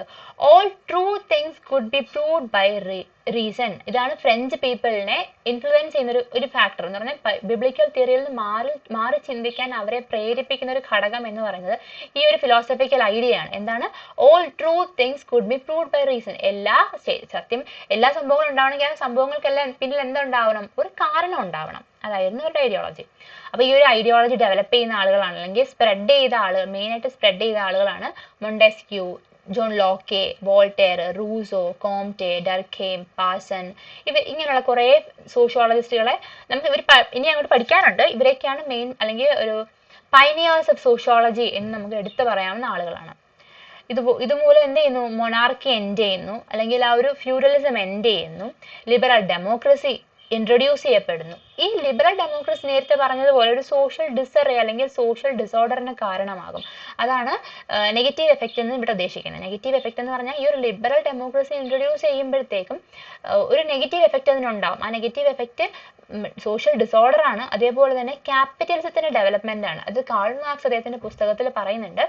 എന്താണ് ഒരു നെഗറ്റീവ് എഫക്റ്റ് ആയിട്ട് നമുക്ക് പറയാനുള്ളതെന്ന്? ക്യാപിറ്റലിസ്റ്റുകൾ ഇഷ്ടം പോലെ, ഒരു ഇൻഡസ്ട്രിയൽ റവല്യൂഷൻ ഒക്കെ നടക്കുമ്പോഴത്തേക്കും ക്യാപിറ്റലിസ്റ്റുകൾ ഇഷ്ടം പോലെ വരും. അന്ന് എക്സ്പ്ലോയിറ്റ് ചെയ്യപ്പെട്ട, അതായത് ഫ്യൂഡലിസം എക്സിസ്റ്റ് ചെയ്ത സമയത്ത് എക്സ്പ്ലോയിറ്റ് ചെയ്യപ്പെട്ട പെസൻസ് ഇന്ന് എന്തായി മാറി? ഫാക്ടറി വർക്കേഴ്സ് ആയിട്ട് മാറി. അവർക്ക് ഇന്നും എക്സ്പ്ലോയിറ്റേഷൻ ഒരു കുറവുമില്ല. അന്ന് പെസൻസ് ആയിട്ട് എക്സ്പ്ലോയിറ്റ് ചെയ്യപ്പെട്ടു, ഇന്ന് ഫാക്ടറി വർക്കേഴ്സ് ആയിട്ട് എക്സ്പ്ലോയിറ്റ് ചെയ്യപ്പെടുന്നു. എന്ന് പറഞ്ഞാൽ കുറെ ക്യാപിറ്റലിസ്റ്റുകൾ ഡെവലപ്പ് ചെയ്യും. ക്യാപിറ്റലിസം എന്ന് പറഞ്ഞ സിസ്റ്റം ഡെവലപ്പ് ചെയ്യുന്നു. അതാണ് ഇവിടുത്തെ നെഗറ്റീവ് എഫക്റ്റ് എന്ന് ഉദ്ദേശിക്കുന്നത്. അപ്പൊ അതിനൊക്കെ ഫലമായിട്ട് കുറെ സോഷ്യോളജിക്കൽ തിയറീസ് കൊണ്ടുവരും ആ ഓർഡർ റീസ്റ്റോർ ചെയ്യാൻ വേണ്ടിയിട്ട്. അപ്പൊ രണ്ടാമത്തെ ഫാക്ടർ ആയിട്ട് പറയുന്നത്, അല്ലെങ്കിൽ രണ്ടാമത്തെ ഒരു ചേഞ്ച് ആയിട്ട് പറയുന്നത് ഇൻഡസ്ട്രിയൽ റവല്യൂഷൻ ആണ്. ഇൻഡസ്ട്രിയൽ റവല്യൂഷൻ 1760-ലാണ് സംഭവിക്കുന്നത്. എവിടെയാണ്? ഇംഗ്ലണ്ടിലാണ്. പക്ഷെ ഇംഗ്ലണ്ടിൽ മാത്രമല്ല, അതിന്റെ ഒരു ആ ഒരു സ്പ്രെഡിങ് ഈവൻ ഇൻ ഇന്ത്യ നമുക്കറിയാവുന്ന കാര്യമാണ്. ഇന്ത്യയിൽ എന്ത് ചെയ്യും? ഇന്ത്യയിലേക്ക് ഇംഗ്ലണ്ടുകാർ വന്നത് എന്തിനാണ്? ശരിക്കും ട്രേഡ് നടത്താനാണ്. ഈ ട്രേഡ് പിന്നീട് എന്തായിട്ട് മാറി? നമ്മളെ അവർ ഡൊമിനേറ്റ് ചെയ്തിട്ട് ഇവിടെ എന്ത് ചെയ്തു? റൂൾ ചെയ്തു തുടങ്ങി. ഏകദേശം 200 വർഷത്തോളം ഇംഗ്ലണ്ടുകാർ ഇന്ത്യയിൽ റൂൾ ചെയ്യുന്നത് ആ ഒരു ഇതിന്റെയൊക്കെ ഒരു എഫക്റ്റ് ആയിട്ട് നമുക്ക് പറയാൻ പറ്റും. എന്ന് പറഞ്ഞാൽ ഇംഗ്ലണ്ട് പോലുള്ള പല രാജ്യങ്ങളിലും, ഇംഗ്ലണ്ട് മാത്രമല്ല നമുക്കറിയാം ഇന്ത്യയിൽ ആ ഒരു ഹിസ്റ്ററി, അവരുടെ ഹിസ്റ്ററി സ്റ്റാർട്ട് ചെയ്യുന്നത് നോട്ട് ജസ്റ്റ് വിത്ത് ഇംഗ്ലണ്ട്, പിന്നെ ആരൊക്കെയുണ്ട് അതിന് മുന്നേ? ഫ്രാൻസ് ഉണ്ട്, പോർച്ചുഗീസ് ഉണ്ട്, സ്പെയിൻ ഉണ്ട്. ഇങ്ങനെയുള്ള പല രാജ്യങ്ങളും എന്ത് സംഭവിക്കും? അവർക്ക് എക്സ്പ്ലോറേഷൻ സംഭവിക്കും. പോർച്ചുഗൽ പോലുള്ള രാജ്യങ്ങളിൽ അവരുടെ റൂളേഴ്സ് എന്ത് ചെയ്യും? അവരുടെ എക്സ്പ്ലോറേഴ്സിനെ, ഇപ്പൊ നമ്മൾ വാസ്കോ ഡ ഗാമയൊക്കെ ജസ്റ്റ് ഒരു എക്സ്പ്ലോറർ ആയിരുന്നു, ആദ്യം ഒരു വോയേജിന് വേണ്ടിയിട്ട് വന്നതാണ്. അതുപോലെ തന്നെയാണ് കോപ്പർനിക്കസ് പോയിട്ട് കൊളംബസ് പോയിട്ട് എന്ത് ചെയ്യുന്നത്? അമേരിക്ക കണ്ടുപിടിക്കുന്നത്. അപ്പൊ എന്താണ്? ഇതെല്ലാം ഒരു തുടക്കത്തിലൊരു എക്സ്പ്ലോറേഷൻ ആയിരുന്നു. പിന്നീടാണ് എന്ത് ചെയ്യുന്നത്? അത് ട്രേഡിലേക്ക്, അല്ലെങ്കിൽ ഇവിടെ ഡൊമിനേറ്റ് ചെയ്യാനൊക്കെ അവർ സ്റ്റാർട്ട് ചെയ്യുന്നത്. കുക്കറിന്റെ സൗണ്ട് കേൾക്കുന്നുണ്ടോ? അപ്പൊ ഇംഗ്ലണ്ട് എന്ത് സംഭവിച്ചു? ഇംഗ്ലണ്ട് പോലുള്ള പല രാജ്യങ്ങളും പുതിയ ടെറിട്ടറി, പുതിയ രാജ്യങ്ങൾ കണ്ടുപിടിക്കാനായിട്ട് ഒരു ശ്രമം നടത്തുന്നു. അവർ എക്സ്പ്ലോറേഷനുകൾ നടത്തുന്നു. അതിന്റെ ഫലമായിട്ട് പല രാജ്യങ്ങളിൽ പോകുന്നു. അവിടെ ട്രേഡ് ആരംഭിക്കുന്നു. ട്രേഡ് ആൻഡ് കൊമേഴ്സ് നടത്തുന്നു. ട്രേഡ് ആൻഡ് കൊമേഴ്സ് നടത്തിയവർക്ക് ഇഷ്ടംപോലെ ലാഭം കിട്ടും. ഈ ലാഭം അവരുടെ രാജ്യങ്ങളിലേക്കാണ് എന്ത് ചെയ്യുന്നത്? തിരിച്ചു പൊക്കോണ്ടിരുന്നത്. ഈ തിരിച്ചു പോകുന്നത് മൂലം അവിടെ എന്ത് ചെയ്യും? ഭയങ്കരമായ ഡെവലപ്മെന്റുകൾ, പ്രൊഡക്ഷനൊക്കെ ആരംഭിച്ചിട്ട് ഭയങ്കരമായ ഡെവലപ്മെന്റ് ഉണ്ടാവും. ഫിനാൻഷ്യൽ ഒരുപാട് അഡ്വാൻസ്മെന്റ് അവിടെ ഉണ്ടാവും. അതുമൂലം അവരുടെ ടൗണുകൾ വളരും. ടൗൺ വളരുമ്പോഴത്തേക്കും ആളുകൾ, പോപ്പുലേഷൻ എക്സ്പ്ലോഷൻ ഉണ്ടാവും, അർബനൈസേഷൻ ഉണ്ടാവും, ഫാക്ടറികൾ ഡെവലപ്പ് ചെയ്യും, ഗുഡ്സിനുള്ള ഡിമാൻഡുകൾ കൂടുന്നു. അതായത് ആളുകൾ, പൈസ ഉണ്ട് എല്ലാവരുടെയും കയ്യിൽ, അപ്പൊ എന്ത് ചെയ്യാം? അവർക്ക് കൂടുതൽ സാധനങ്ങൾ ഡിമാൻഡ് ചെയ്യാം. ഇങ്ങനെയൊക്കെയുള്ള ഒരു സിസ്റ്റം ആ സൊസൈറ്റിയിൽ ഡെവലപ്പ് ചെയ്യും. അപ്പം അതിന് മെയിൻ കാരണം എന്ന് പറഞ്ഞാൽ എന്താണ്? കുറെ സയന്റിഫിക് റെവല്യൂഷൻ സംഭവിച്ചു. സയന്റിഫിക് ആയിട്ടുള്ള കുറെ ഇൻവെൻഷനുകൾ സംഭവിച്ചു എന്ന് ഞാൻ പറഞ്ഞു. അപ്പൊ അവരുടെ ഒരു ജീവിതം എളുപ്പമാക്കി മാറ്റുന്ന വളരെ നമുക്ക് എടുത്തു പറയാവുന്ന 2 എക്സാമ്പിൾ ആണ് എന്ത് സ്പിന്നിങ് ജെന്നിയും വാട്ടർ ഫ്രെയിമും. സ്പിന്നിങ് ജെന്നി ജെയിംസ് ഹാർഗ്രീവ്സ് കണ്ടുപിടിച്ചതാണ്. ഇത് രണ്ടും സ്പിൻ ചെയ്യാൻ വേണ്ടിയിട്ട് നെയ്യാൻ വേണ്ടി കണ്ടുപിടിക്കുന്ന 2 സാധനം. വാട്ടർ ഫ്രെയിം ആർക്രൈറ്റിന്റെ ആണ്. അതാണ് വാട്ടർ ഫ്രെയിം. വാട്ടർ ഫ്രെയിം എന്താണ്? ആർക്രൈറ്റ് എന്ന് വെച്ചാൽ വെള്ളം പമ്പ് ചെയ്തിട്ട് അതിന്റെ ആ ഒരു പവർ വെച്ചിട്ട് നെയ്യുന്ന പരിപാടി. ഇങ്ങനെയുള്ള പല സാധനങ്ങളും പണ്ട് നമ്മൾ കൈകൊണ്ട് നെയ്തുകൊണ്ടിരുന്നത് ഇന്ന് മെഷീനുകൾ നെയ്യുമ്പോഴത്തേക്ക് എന്താണ് കുറച്ചും കൂടെ ജീവിതം കുറച്ചുകൂടി എളുപ്പമായിട്ട് മാറി. ഇന്ന് തന്നെ നമുക്ക് ഒരുപാട് മെഷീൻസ് ഉള്ളത് കൊണ്ട് എന്താണ് ജീവിതം കുറച്ചുകൂടെ കംഫർട്ട് ആൻഡ് കോസി ആയിട്ട് മാറുന്നത് പോലെ തന്നെയാണ് അന്നത്തെ ആളുകൾക്കും. പുതിയ പുതിയ മെഷീനൊക്കെ വന്നപ്പോഴത്തേക്ക് എന്താണ് ജീവിതം കുറെ എളുപ്പമായിട്ട് മാറി. അപ്പം ഈ എളുപ്പമായിട്ട് മാറുന്ന മാത്രമല്ല അവർക്ക് പ്രൊഡക്ഷൻ ഒരു എക്സ്പ്ലോഷൻ സംഭവിക്കും. നമ്മൾ സാധാരണ ഒരാൾ ഒരു ദിവസം കൊണ്ട് നെയ്യുന്ന സാധനം ഒരു മെഷീന് അത് നെയ്തെടുക്കാനായിട്ട് ഒരു 10-15 മിനിറ്റിന്റെ ആവശ്യമുള്ളൂ. അങ്ങനെ വരുമ്പോഴത്തേക്ക് എന്താണ് ഒരുപാട് പ്രോഡക്റ്റ് ഒരുപാടായിട്ട് അതായത് എമൗണ്ട് ഇൻക്രീസ് ചെയ്തിട്ട് കുറെ സാധനങ്ങൾ പ്രൊഡ്യൂസ് ചെയ്ത് തുടങ്ങും. അങ്ങനെയാണ് ഇപ്പൊ ഇങ്ങനെയുള്ള മെഷീൻസിൽ നമുക്ക് ഒരാൾക്ക് നമ്മൾ പണ്ടത്തെ കാലത്തെ പോലെ കുടിൽ വ്യവസായത്തിൽ ഒരു മുറിയിൽ വെച്ചിട്ട് നമുക്ക് ചെയ്തെടുക്കാൻ പറ്റില്ല. അപ്പൊ ഒരു കൂട്ടം മെഷീൻസ് ഒരു സ്ഥലത്ത് ഒരു പർട്ടിക്കുലർ ബിൽഡിങ്ങിൽ നമ്മൾ വെച്ചിട്ട് പ്രൊഡക്ഷൻ ആരംഭിക്കും. ആ പ്രൊഡക്ഷൻ ഒരുപാട് ആളുകൾ വരും. ഇങ്ങനെയാണ് ഫാക്ടറി സിസ്റ്റം ഡെവലപ്പ് ചെയ്യുന്നത്. പറഞ്ഞാൽ ഒരു വലിയ ബിൽഡിംഗ് എടുക്കുന്നു, കുറെ മെഷീനുകൾ നിരത്തി വെക്കുന്നു, കുറെ ആളുകൾ പണിയെടുക്കുന്നു. ഇതാണ് ശരിക്കും ഫാക്ടറിയുടെ ആരംഭം എന്ന് പറയുന്നത്. എന്നാൽ ഫാക്ടറി സിസ്റ്റങ്ങൾ ഡെവലപ്പ് ചെയ്യുന്നത്. അങ്ങനെ ക്യാപിറ്റലിസം ഡെവലപ്പ് ചെയ്യും. ക്യാപിറ്റലിസം നേരത്തെ പറഞ്ഞല്ലോ ഞാൻ. ക്യാപിറ്റലിസം ഡെവലപ്പ് ചെയ്യുന്നു. നെക്സ്റ്റ് ഈ ഇൻഡസ്ട്രിയൽ റവല്യൂഷന്റെ എഫക്റ്റ് എന്താണെന്ന് ചോദിച്ചു കഴിഞ്ഞാൽ ഇൻഡസ്ട്രിയൽ റവല്യൂഷന്റെ എഫക്റ്റ് ഇൻ സൊസൈറ്റി അല്ലെങ്കിൽ സോഷ്യോളജി അല്ലെങ്കിൽ സോഷ്യൽ സയൻസുകളിൽ എന്താണെന്ന് ചോദിച്ചു കഴിഞ്ഞാൽ സോഷ്യോളജിസ്റ്റുകൾ ഒരു പുതിയ സോഷ്യൽ ഓർഡർ ഡെവലപ്പ് ചെയ്തില്ലേ. ഈവൻ കാൾ മാർക്സ് നമുക്ക് അതിനൊരു എക്കണോമിസ്റ്റ് എന്ന നിലയ്ക്ക് കാണണ്ട. ഇവിടെ നമുക്ക് അദ്ദേഹം ഒരു സോഷ്യോളജിസ്റ്റ് ഐഡിയോളജിയുടെ ഉൾപ്പെടുത്തി പറയുവാണെങ്കിൽ ഒരു പുതിയ സോഷ്യൽ ഓർഡർ എന്ന് പറഞ്ഞാൽ ഒരു പുതിയ ക്യാപിറ്റലിസം എന്ന് പറഞ്ഞൊരു ഓർഡർ വന്നപ്പോഴത്തേക്കും ഫുൾ സൊസൈറ്റി എന്ത് ചെയ്തു? ഒരു ഡിസ്റ്റർബ്ഡ് ആയിട്ട് മാറും, ഒരു ഡിസോർഡറിലേക്ക് വരുന്നു. ആളുകൾ ഫുൾ ആ ഒരു ചേഞ്ച് ഉണ്ടാവും. കൂടുതലായിട്ടും ഈ ഫാക്ടറി നിൽക്കുന്ന ഒരു സ്ഥലം ഒരു സിറ്റി ആയിട്ട് ഡെവലപ്പ് ചെയ്യുമ്പം അവിടെ അർബനൈസേഷൻ സംഭവിക്കുന്നു. ആളുകൾ റൂറൽ ഏരിയയിൽ നിന്ന് അർബൻ ഏരിയകളിലേക്ക് ലാർജ് സ്കെയിൽ മൈഗ്രേഷൻ കുടിയേറി പാർക്കാൻ തുടങ്ങുമ്പോൾ ലാർജ് സ്കെയിൽ മൈഗ്രേഷൻ സംഭവിക്കുന്നു. അഗ്രേറിയൻ ആയിരുന്ന പല സൊസൈറ്റികളും ഇന്ന് ഇൻഡസ്ട്രിയൽ സൊസൈറ്റികളായിട്ട് മാറിക്കൊണ്ടിരിക്കുന്നു. ഇന്ന് വെച്ചാൽ അന്നത്തെ കാലത്ത് അവരുടെ ഒരു പാറ്റേൺ, ഒരു ലിവിങ് വേ, ഒരു ലിവിങ് സ്റ്റാൻഡേർഡ് ചേഞ്ച് ചെയ്യുന്നത്. അതായത് ചിലർ ഫാക്ടറി വർക്കേഴ്സ് ആയിട്ട് മാറുകയാണ്. അവിടെ വേറൊരു നെഗറ്റീവ് എഫക്റ്റ് അല്ലെങ്കിൽ ഒരു മെയിൻ നെഗറ്റീവ് എഫക്റ്റ് എന്ന് പറയുന്നത് ക്ലാസ് സ്ട്രക്ചർ ചേഞ്ച് ചെയ്യുന്നു എന്നുള്ളതാണ്. ക്ലാസ് സ്ട്രക്ചർ പണ്ട് ക്ലർജി നോബിളും കൂടെ പെസൻസിനെ എക്സ്പ്ലോയിറ്റ് ചെയ്ത പോലെ അല്ല ഇന്ന് ക്യാപിറ്റലിസ്റ്റുകൾ ഫാക്ടറി വർക്കേഴ്സിനെ എക്സ്പ്ലോയിറ്റ് ചെയ്യും. അതാണ് എക്സ്പ്ലോയിറ്റേറ്റീവ് ആയിട്ടൊരു ക്ലാസ് സ്ട്രക്ചർ, പുതിയ ക്ലാസ് സ്ട്രക്ചർ ഡെവലപ്പ് ചെയ്യും. അവിടെയാണ് കാൾ മാർക്സിന്റെ ഐഡിയോളജി വരുന്നത്. ഇനി മറ്റ് ചേഞ്ചസ് എന്തൊക്കെയാന്ന് വെച്ച് കഴിഞ്ഞാൽ ഇപ്പൊ ആളുകളുടെ കയ്യിൽ പൈസ ഉണ്ട്. അപ്പൊ ഫിനാൻഷ്യൽ ആയിട്ടുള്ള കുറെ മാറ്റങ്ങൾ ഉണ്ടാവും. പൈസ ശേഖരിച്ച് വെക്കാൻ ബാങ്കുകൾ, ഫിനാൻസ് കോർപ്പറേഷനുകൾ, ഇൻഷുറൻസ് കമ്പനികൾ ഡെവലപ്പ് ചെയ്യുന്നു. അതുകൊണ്ടൊക്കെ തന്നെ ആളുകളുടെ ജീവിത രീതി ഇൻഡസ്ട്രിയൽ വർക്കേഴ്സ് ആയിട്ട് മാറുന്നു. മാനേജർമാര്, ക്യാപിറ്റലിസ്റ്റുകൾ വരുന്നു. അതുപോലെ ആ ലാർജ് സ്കെയിൽ മൈഗ്രേഷൻ സംഭവിക്കുന്നു എന്ന് പറഞ്ഞു. ഈ മൈഗ്രേഷൻ എങ്ങനെ ഉണ്ടാവും? ഒരു പർട്ടിക്കുലർ സൊസൈറ്റിക്ക് ഉൾക്കൊള്ളുന്നതിന്റെ ആളുകളുടെ എണ്ണം ഉൾക്കൊള്ളാൻ പറ്റുന്ന ഒരു ലിമിറ്റ് ഉണ്ടാവത്തില്ലേ? അപ്പൊ കൂടുതൽ ആളുകൾ മൈഗ്രേറ്റ് ചെയ്യുമ്പോഴത്തേക്കും നമ്മൾ ഇന്ത്യയിൽ തന്നെ ഒരുപാട് സ്ലമ്മുകൾ ഡെവലപ്പ് ചെയ്യും. എന്നുവെച്ചാൽ എക്സസീവ് ആയ ഒരു മൈഗ്രേഷന്റെ ഫലമാണത്. എക്സസീവ് മൈഗ്രേഷൻ ഉണ്ടാകുമ്പോഴത്തേക്കും ആളുകൾ തിങ്ങിപ്പാർക്കും. അവിടെ ഹൈജീൻ എന്ന് പറഞ്ഞ സാധനം ഉണ്ടാവില്ല. അപ്പൊ അങ്ങനെയാണ് ഡേർട്ട് ആൻഡ് സ്ക്വാലറിൽ ആളുകൾ സ്ലം ഏരിയകളിൽ വൃത്തിഹീനമായ സാഹചര്യത്തിൽ ആളുകൾ ജീവിക്കാൻ തുടങ്ങും. അവരെ എക്സ്പ്ലോയിറ്റ് ചെയ്യപ്പെടും. പോപ്പുലേഷൻ ഭയങ്കരമായിട്ട് ഇൻക്രീസ് ചെയ്യും. മൈഗ്രേഷൻ, അർബനൈസേഷൻ, ഇൻഡസ്ട്രിയൽ സിറ്റികളുടെ ഗ്രോത്ത് ഉണ്ടാവും. അപ്പൊ ഇത് തന്നെയാണ് ഇപ്പൊ ഒരു അർബനൈസേഷൻ സംഭവിക്കുന്ന ഒരു ഗ്രൂപ്പ് ഓഫ് ആളുകൾ ഡെവലപ്മെന്റ് ഉണ്ടാവുന്നു. അതിൽ താഴെ വരുന്ന കുറച്ച് ആളുകൾക്ക് എന്ത് ചെയ്യുന്നില്ല, ഒരു സോഷ്യൽ ആയിട്ടൊരു ചേഞ്ച് ഒന്നും ഉണ്ടാവുന്നില്ല. അപ്പോൾ ഒരു ഡിസ്പാരിറ്റി, ക്യാപിറ്റലിസ്റ്റുകളും ഫാക്ടറി വർക്കേഴ്സ് എന്ന് പറയുന്ന പോലെ തന്നെ ഇവർ തമ്മിൽ ഒരു ഡിസ്പാരിറ്റി ഡെവലപ്പ് ചെയ്യും. ഇതാണ് സൊസൈറ്റിയിൽ ഉണ്ടാക്കിയ മാറ്റം. ഇനി അപ്പം ആ ഒരു പർട്ടിക്കുലർ സൊസൈറ്റിയെ പറ്റിയാണ് പറഞ്ഞത്. ആ പർട്ടിക്കുലർ സൊസൈറ്റിയിൽ ആരുണ്ട്? ഫിലോസഫിക്കൽ തിങ്കേഴ്സ് ഉണ്ട്. അപ്പൊ മെയിനായിട്ട് നമുക്ക് അന്നുള്ള സോഷ്യൽ തിങ്കേഴ്സിനെ രണ്ടായിട്ട് ക്ലാസിഫൈ ചെയ്യാം: കൺസർവേറ്റീവുകളും റാഡിക്കൽ തിങ്കേഴ്സും.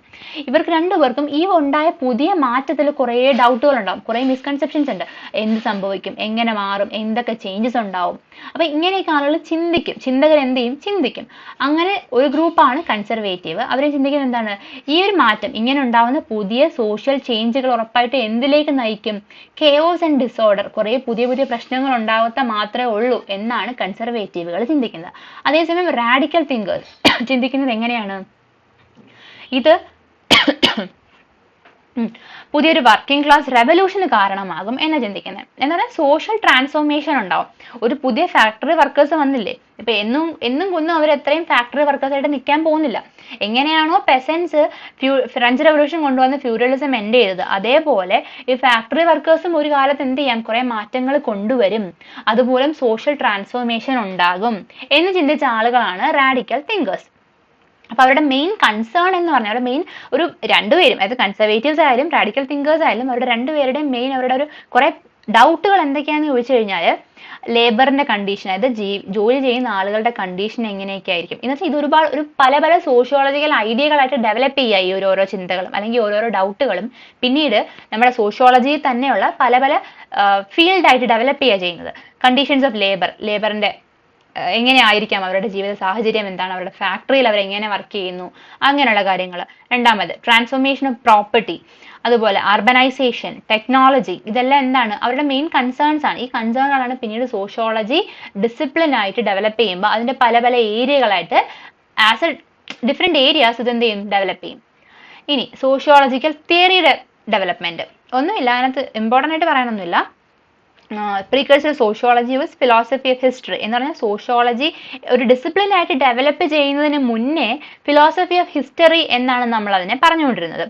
പിന്നീടാണ് സയന്റിഫിക് മെത്തേഡ്സ് നമ്മൾ ഇൻട്രൊഡ്യൂസ് ചെയ്യത്തില്ലേ. സയന്റിഫിക് മെത്തേഡ്സ് എന്ന് പറയുമ്പോൾ എന്താണ്, എല്ലാത്തിനും നമുക്ക് അളവും കുറിവും ഉണ്ടാവും എന്ന് പറഞ്ഞാൽ നമ്മൾ അളന്ന് അല്ലെങ്കിൽ ക്വാണ്ടിറ്റേറ്റീവ് മെത്തേഡായിട്ട് ഉപയോഗിക്കും. അതേ ക്വാണ്ടിറ്റേറ്റീവ് മെത്തേഡിന്റെ ഇൻട്രൊഡക്ഷൻ എവിടെ ഉണ്ടാവും, സോഷ്യോളജിയിലുണ്ടാവും. സോഷ്യോളജിയിൽ നമ്മൾ ഒന്നും പോയി സ്കെയിൽ വെച്ച് അളക്കുകയല്ല ചെയ്യുന്നത്. അവിടെ നമ്മൾ ഉപയോഗിക്കുന്ന മെയിൻ മെത്തേഡ് എന്ന് പറഞ്ഞാൽ സർവേകൾ എടുക്കും, അല്ലെങ്കിൽ ക്വസ്റ്റനേഴ്സ് കൊടുത്തിട്ട് ഇന്റർവ്യൂകൾ നടത്തും. ഇങ്ങനെയുള്ള മെത്തേഡുകൾ എന്ന് പറഞ്ഞാൽ സോഷ്യൽ പ്രോബ്ലം എല്ലാം നമ്മൾ അതിനെല്ലാം ഒരു അളവുകോൽ നിശ്ചയിക്കും. അയ്യോ ഇങ്ങനെ ചെയ്തു കഴിഞ്ഞാൽ സോഷ്യൽ പ്രോബ്ലംസ് എന്താണെന്ന് ഐഡന്റിഫൈ ചെയ്യാം, ഈ സോഷ്യൽ പ്രോബ്ലംസിന്റെ സൊല്യൂഷൻ കണ്ടുപിടിക്കാം.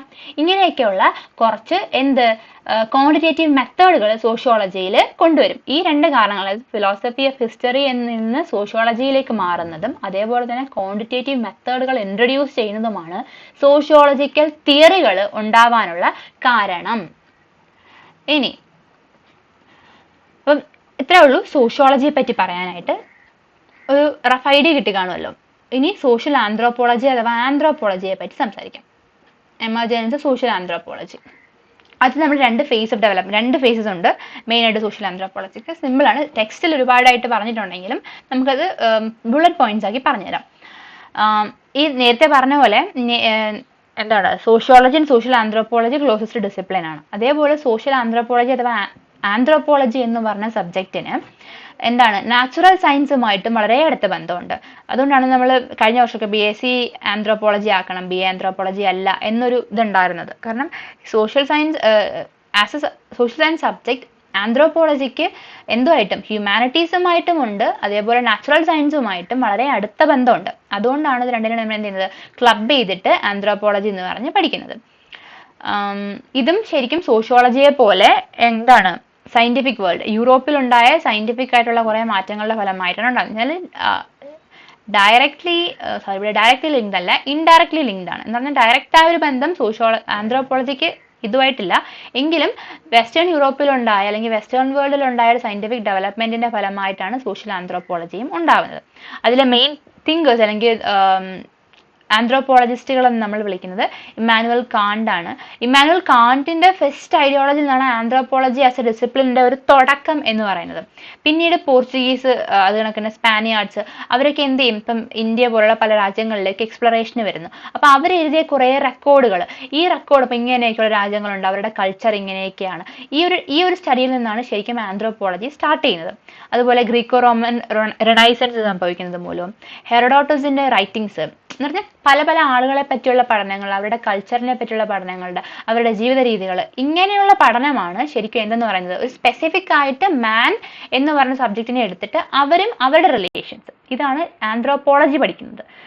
സൊസൈറ്റിയെ പറ്റിയിട്ടാണ് സോഷ്യോളജി പഠിക്കുന്നത്. ഒരു സോഷ്യൽ ഫിനോമിന എടുക്കുമ്പോൾ ആ ഫിനോമിന, അതുമായിട്ട് ബന്ധപ്പെട്ട എഫക്റ്റ്, അതിന്റെ കാരണങ്ങൾ, ഇതൊക്കെയാണ് സോഷ്യോളജിയിലേക്ക് വരുമ്പോഴത്തേക്കും. എന്നാൽ ഒരു specific subject matter of anthropology എന്ന് പറയുന്നത് മാൻ ആണ്. ഇത് തന്നെയാണ് ഈ ആന്ത്രോപോളജിക്കൽ ഡെവലപ്മെന്റ് വരുന്നത്. അപ്പോൾ ആന്ത്രോപോളജി ഡെവലപ്പ് ചെയ്യുന്നത് 2 ഫേസസിലായിട്ടാണ്. ഫസ്റ്റ് ഫേസ് എന്ന് പറഞ്ഞാൽ ഏർലി 18th സെഞ്ചുറി, അതായത് ഒരു 1800s ആദ്യം തുടക്ക കാലഘട്ടത്തിലാണ് anthropology as A discipline develop ചെയ്യുന്നത്. യൂറോപ്പിലുണ്ടായ റിനൈസൻസ് ആണ് അതിന്റെ മെയിൻ കാരണം. ഓക്കെ, അപ്പോൾ ഫസ്റ്റ് ലോക്കെ, മൊണ്ടെസ്ക്യൂ, റൂസോ, ഇവരൊക്കെ നമ്മൾ സോഷ്യോളജിസ്റ്റുകളായിട്ടും പറഞ്ഞ ആളുകളാണ്. ഇപ്പൊ ഇവർ സോഷ്യോളജിസ്റ്റ് ആണെന്ന് മാത്രം നമുക്ക് ക്ലാസിഫൈ ചെയ്യാൻ പറ്റില്ല. ഇവർ ആരുമാണ്? ആന്ത്രോപോളജിസ്റ്റുകളും ആണ്. ഇവരുടെയൊക്കെ വർക്കുകളാണ് സോഷ്യോളജി അല്ലെങ്കിൽ ആന്ത്രോപോളജി എന്ന് പറയുന്ന 2 സബ്ജക്റ്റിന്റെയും ഒരു ഫിലോസഫിക്കൽ ഫൗണ്ടേഷൻ, ഒരു തുടക്കം, അവരുടെ ഒരു ഫൗണ്ടേഷൻ എന്ന് പറയുന്നത് ഇവരൊക്കെ തന്നെയാണ്. ലോക്കെ, മൊണ്ടെസ്ക്യൂ, റൂസോ, അവരുടെയൊക്കെ വർക്കുകൾ തന്നെ ആണ്. പിന്നീട് ഇവിടെ വ്യത്യാസം നേരത്തെ പറഞ്ഞ പോലെ തന്നെ വ്യത്യാസം എന്തെന്ന് വെച്ചാൽ സോഷ്യോളജി വരുമ്പോഴത്തേക്കും ഒരു പർട്ടിക്കുലർ സൊസൈറ്റിയെ പറ്റി പഠിക്കും. മറ്റേ ആന്ത്രോപോളജി വരുമ്പോഴത്തേക്കും മാൻ, സ്റ്റഡി ഓഫ് മാൻ എന്ന് പറഞ്ഞിട്ടാണ് നമ്മൾ പഠിക്കുന്നത്. നമ്മുടെ ആന്ത്രോപോളജിയെ പറ്റി ഹെബൽ പറയുന്നത് it highly related to natural science. എന്ന് വെച്ചാൽ നാച്ചുറൽ സയൻസും ആന്ത്രോപോളജിയും തമ്മിൽ വളരെ ബന്ധമുണ്ടെന്ന് ഹെബൽ പറയും. എന്നുവെച്ചാൽ ഒരു ഐഡിയോളജിയിൽ ഭയങ്കരമായിട്ടൊരു എന്തുണ്ട്, കോൺഫ്ലിക്റ്റ് ഉണ്ട് പല തിങ്കേഴ്സിന്റെയും. ഇത് അതേസമയം പ്രിച്ചാർഡ് പറയുന്നത് ഹ്യൂമാനിറ്റീസുമായിട്ടാണ് ബന്ധം എന്നാ. നേരത്തെ പറഞ്ഞത് തന്നെയാണ്. ഒരാൾ പറയും ഹ്യൂമാനിറ്റീസുമായിട്ട് വളരെ അടുത്ത ബന്ധമുണ്ടെന്ന്, മറ്റൊരാൾ പറയും നാച്ചുറൽ സയൻസുമായിട്ട് ബന്ധമുണ്ടെന്ന്. പക്ഷെ എങ്ങനെയായാലും എന്താണ്, ആന്ത്രോപോളജി രണ്ടിന്റെയും, നാച്ചുറൽ സയൻസിന്റെയും അതേപോലെ തന്നെ ഹ്യൂമാനിറ്റീസിന്റെയും ക്ലബിംഗ് ആണ്. ഇനി ഇതാണ് first phase development. As A discipline എന്ന നിലയ്ക്ക് ഇങ്ങനെ ഒരു സബ്ജക്ട് ഐഡിയോളജി എന്ത് ചെയ്യുന്നു, ഡെവലപ്പ് ചെയ്ത് വരുന്നു റിനൈസൻസിന്റെ ഫലമായിട്ട് 18th സെഞ്ചുറിയുടെ തുടക്കത്തിൽ. ഇനി സെക്കൻഡ് ഫേസ് എന്ന് പറഞ്ഞാൽ 18th സെഞ്ചുറിയുടെ അവസാനം, ലേറ്റ് 18th സെഞ്ചുറി ആകുമ്പോഴത്തേക്കും ഒരു പർട്ടിക്കുലർ ഡിസിപ്ലിൻ എന്ന നിലയ്ക്ക് പഠിച്ചു തുടങ്ങും. ഒരു പർട്ടിക്കുലർ മാറ്റർ ഓഫ് സബ്ജക്ട് എന്ന് പറഞ്ഞാൽ നമ്മൾ പഠിക്കാൻ തുടങ്ങുന്നത് ആ ഒരു കാലഘട്ടമാണ് സെക്കൻഡ് ഫേസ് എന്ന് പറയുന്നത്. അതുപോലെ അവിടെ നമുക്ക് എന്തൊക്കെയാണ്, ഫിസിക്കൽ ആന്ത്രോപോളജിയുടെയും പ്രീ ഹിസ്റ്ററിയുടെയും എത്നോളജിയുടെയും ഇതിന്റെ 3ന്റെയും കൂടെ ചേർത്ത് വെച്ചിട്ട് ഒന്നിച്ച് പഠിച്ചു തുടങ്ങുന്നതിനെയാണ് നമ്മൾ ആന്ത്രോപോളജി എന്ന് വിളിക്കുന്നത്. അക്കാഡമിക് ഡിസിപ്ലിൻ എന്ന് പറഞ്ഞാൽ പല ഇടങ്ങളിൽ സ്കൂളുകളിലൊക്കെ എന്ത് ചെയ്യും, ഈ സബ്ജക്റ്റ് പഠിപ്പിച്ചു തുടങ്ങുന്നു. ഇതിനകത്ത് നേരത്തെ പറഞ്ഞ പോലെ ഇൻഡസ്ട്രിയൽ റവല്യൂഷന്റെയും ഫ്രഞ്ച് റവല്യൂഷനും എല്ലാം എന്താണ്, ഇൻഡയറക്ട്ലി ലിങ്ക്ഡ് ആണ് ആന്ത്രോപോളജിയുമായിട്ട്. ഇത്രേ ഉള്ളൂ ആന്ത്രോപോളജിയുടെ ഒരു എമർജൻസ് എന്ന് പറയുന്നത്, അതിൻ്റെ ഒരു ഒറിജിൻ എന്ന് നമുക്ക് പറയാനുള്ളത്.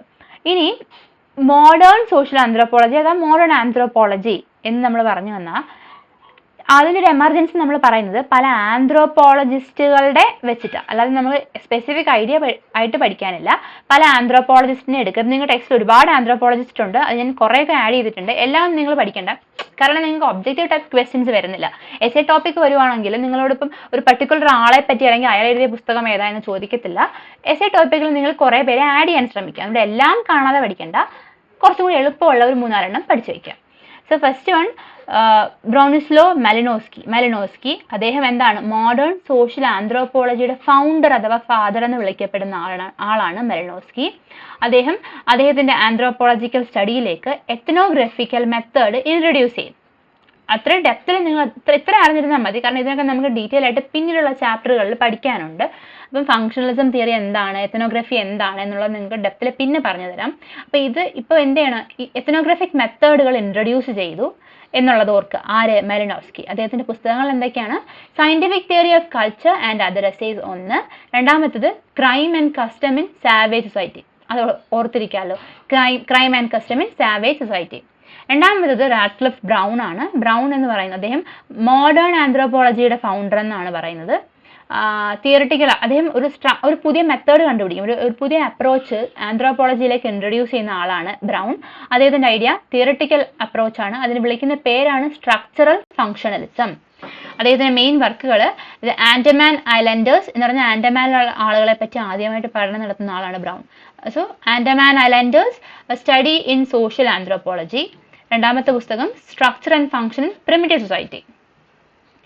അടുത്തത് മോസ് ശരിക്കും പറഞ്ഞാൽ ഫ്രാൻസിൽ ആന്ത്രോപോളജി ഡെവലപ്പ് ചെയ്ത ആൾ. അപ്പം father of modern anthropology in France എന്ന് വിളിക്കുന്ന ആളാണ് മാർസൽ മോസ്. അദ്ദേഹം എന്ത് ചെയ്തു, comparative study of relation between forms of exchange and social structure. അതൊരു കമ്പാരിറ്റീവ് സ്റ്റഡി, സൊസൈറ്റിയിലുള്ള പല സാധനങ്ങളെയും പല ഒബ്ജക്റ്റുകളെയും ഒബ്ജക്റ്റിഫൈ ചെയ്തിട്ട് അതിനെന്ത് ചെയ്യും, കമ്പാരിറ്റീവ് സ്റ്റഡി നടത്തുന്ന ആളാണ് മോസ് എന്ന് പറയുന്നത്. അദ്ദേഹത്തിന്റെ പുസ്തകത്തിന്റെ പേര് ഗിഫ്റ്റ് എന്നാണ്. അടുത്തത് ലെവി സ്ട്രോസിന്റെ മെയിൻ പഠനം എന്ന് പറയുന്നത്, സബ്ജക്ട് ഓഫ് സ്റ്റഡി എന്ന് പറയുന്നത് മിത്ത്, കൾച്ചർ, അതുകൊണ്ടൊക്കെ തന്നെ റിലീജിയൻ, സോഷ്യൽ ഓർഗനൈസേഷൻസ് എന്നിവയായിരുന്നു. ഇപ്പം നമ്മളിപ്പം ഈ സോഷ്യോളജിയിലൊക്കെ PhD ഒക്കെ എടുക്കാൻ നിൽക്കുന്നവരാണെങ്കിൽ നമ്മൾ ഏതൊരു പർട്ടിക്കുലർ സബ്ജക്ട് എടുത്തിട്ടല്ലേ പഠിക്കുന്നത്. അപ്പോൾ ആ പർട്ടിക്കുലർ സബ്ജക്റ്റുകൾ ഉൾപ്പെടുന്നവയാണ് എന്തൊക്കെ സോഷ്യൽ ഓർഗനൈസേഷനിൽ PhD എടുക്കുന്നവരുണ്ട്, റിലീജിയനിൽ PhD എടുക്കുന്നവരുണ്ട്. അപ്പോൾ ആ ഒരു പർട്ടിക്കുലർ സബ്ജക്റ്റിനകത്ത് എന്നൊരു സാധനം അങ്ങനെ. അപ്പൊ അങ്ങനെയൊക്കെയുള്ള പഠനം നടത്തിയ ഒരു വ്യക്തിയാണ് ലെവി സ്ട്രോസ്. എന്തൊക്കെയാ? Myth, culture, religion, social organisations. അദ്ദേഹത്തിന്റെ പുസ്തകങ്ങൾ എലമെന്ററി സ്ട്രക്ചർ ഓഫ് കിൻഷിപ്പ്, ട്രിസ്റ്റസ് ട്രോപ്പിക്വസ് എന്നാണ്, ഇത് ട്രസ്റ്റഡ് അല്ല, പ്രിന്റിംഗ് മിസ്റ്റേക്ക് ആണ്, ട്രിസ്റ്റസ് ട്രോപ്പിക്വസ് എന്നാണ്. സ്ട്രക്ചറൽ ആന്ത്രോപോളജി, ഇതായിരുന്നു അദ്ദേഹത്തിന്റെ പുസ്തകത്തിന്റെ പേര്. അടുത്തത് ലൂയിസ് മോർഗൻ. അദ്ദേഹം കിൻഷിപ്പ് സിസ്റ്റം ആണ് പഠിക്കുന്നത്. ഒരു സൊസൈറ്റിയിലെ എവല്യൂഷണറി സ്റ്റേജസ് എങ്ങനെയുണ്ടാവും, ഒരു സൊസൈറ്റി എങ്ങനെയൊക്കെയാണ് അതിന്റെ ഒരു സ്റ്റേജസ് ഓഫ് ഡെവലപ്മെന്റ് എന്താണെന്ന് പഠിക്കുന്ന ആളാണ് ലൂയിസ് മോർഗൻ. അദ്ദേഹത്തിന്റെ work system of consanguinity and affinity of human family. ഇതൊക്കെ ഭയങ്കര പാടായതുകൊണ്ട് മോർഗനെ ഒന്നും പഠിക്കണം എന്നില്ല, മറ്റവർ രണ്ടൊക്കെ പഠിച്ചു വെക്കാൻ ഓർക്കുക, കാരണം ഇമ്പോർട്ടൻ്റ് ആയിട്ടുള്ള ആളുകളാണ്.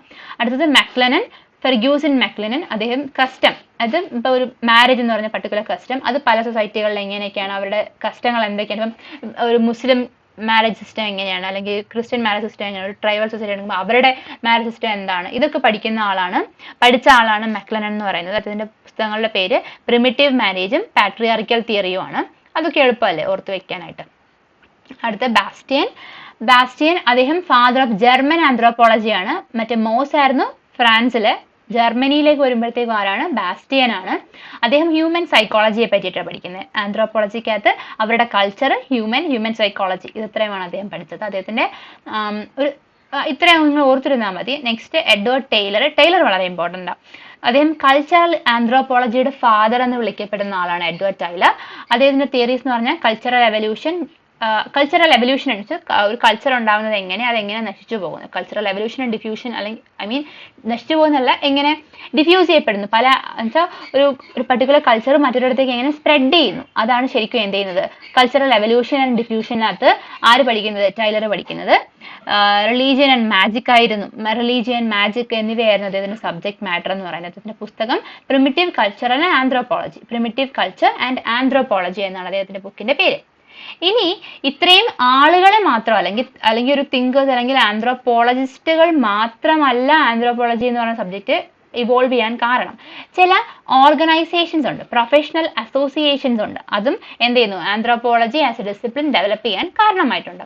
അതിൽ ഒന്ന് പ്രൊട്ടക്ഷൻ സൊസൈറ്റി 1837 ഉണ്ടായതാണ്. ഇതാണ് ഏറ്റവും വേൾഡിൽ തന്നെ ആദ്യത്തെ ആന്ത്രോപോളജിക്കൽ അസോസിയേഷനാണ് പ്രൊട്ടക്ഷൻ സൊസൈറ്റി. രണ്ടാമത്തത് anthropological society of London of 1863. അടുത്തത് അമേരിക്കൻ ആന്ത്രോപോളജിക്കൽ അസോസിയേഷൻ 1902. ഇത് മൂന്നെണ്ണമാണ്. ഇനി ഇന്ത്യൻ സ്പെസിഫിക് കേസ് പറയുവാണെങ്കിൽ Asiatic society of Bengal 1774, anthropological society of Bombay 1886. പക്ഷേ ഇന്ത്യയുടെ കേസിൽ എടുക്കുമ്പോഴത്തേക്കും ഇന്ത്യയിൽ നമുക്ക് അന്നൊരു ആന്ത്രോപോളജിക്കൽ ഐഡിയ അല്ലെങ്കിൽ ആ ഒരു ഡിസിപ്ലിൻ എന്ന നിലയ്ക്ക് അത്ര ഇതായിട്ട് ഡെവലപ്പ് ഉണ്ടായിരുന്നില്ല എവിടെ? ഇന്ത്യയിൽ. അതുകൊണ്ട് ഇന്ത്യയിൽ നിന്ന് വന്നേക്കുന്ന പല ആന്ത്രോപോളജിക്കൽ വർക്കുകളും എഴുതിയത് അല്ലെങ്കിൽ അതൊക്കെ തയ്യാറാക്കിയത് ബ്രിട്ടീഷ് അഡ്മിനിസ്ട്രേറ്റേഴ്സ് ആണ്. അല്ലാതെ ഇന്ത്യൻസിന്റെ ഒരു കോൺട്രിബ്യൂഷൻ ആ ഒരു ഇനിഷ്യൽ സ്റ്റേജിൽ ഇന്ത്യയിൽ നിന്ന് ഉണ്ടായിരുന്നില്ല. അങ്ങനെ എഴുതപ്പെട്ട ബ്രിട്ടീഷ് അഡ്മിനിസ്ട്രേറ്റേഴ്സ് ആണ് ബ്ലണ്ട്, ക്രൂഗ്, ഡാൽട്ടൺ, റിഡ്ലി, റസൽ എല്ലാം. ഇതൊന്നും വളരെ ഇമ്പോർട്ടൻ്റ് അല്ല. ഈ സൊസൈറ്റികളുടെയൊക്കെ പേര് ഓർത്തിരിക്കുക. നേരത്തെ പറഞ്ഞ തിങ്കേഴ്സിൽ ഒരു 3-4 ഇമ്പോർട്ടൻ്റ് ആയ 3-4 ഓർത്തിരിക്കുക, അവരുടെ വർക്കുകൾ പഠിക്കുക. അപ്പോൾ ഇത്രയേ ഉള്ളൂ. നമ്മുടെ ഫസ്റ്റ് ചാപ്റ്റർ ഇവിടെ തീരാണ്. അപ്പോൾ ബൈ.